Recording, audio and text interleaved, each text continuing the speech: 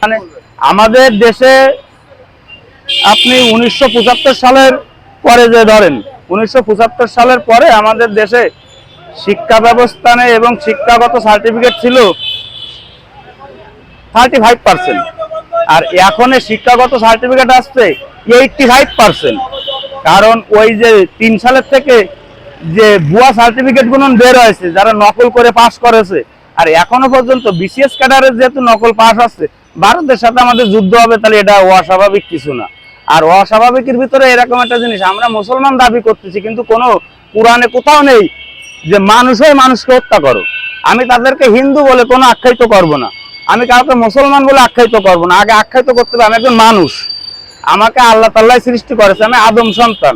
পরবর্তীতে যে আমার ধর্ম, বিভিন্ন ধর্ম আছে, কেউ খ্রিস্টান আছে, কেউ হিন্দু আছে, এখন মুসলমান আর সনাতন ধর্মের ভিতরে আমি একটা জিনিসই বলি, আমরা যেহেতু মানুষ, আমরা কেউ যুদ্ধের পরিস্থিতিতে যাব না, আমরা শান্তির পরিস্থিতিতে যাব।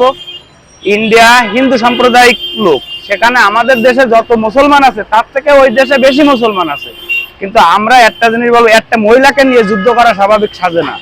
যেহেতু তারা আমাদের পার্শ্ববর্তী রাষ্ট্র, আমাদের বন্ধু রাষ্ট্র, তারা চিন্ময় প্রভুর দাবি করতে। চিন্ময় প্রভু কি? প্রভু যদি হতো সে, তাহলে তো তার জেলখানা জামিন লাগতো না, সে যে কোনো এক পদে চলে যেতে পারতো। কারণ প্রভুর কাজ কি? নিরাকার। প্রভু আমরা যারা এই যে বিভিন্ন সময় মন্দিরে যাচ্ছি, ইসে যাচ্ছি, মসজিদে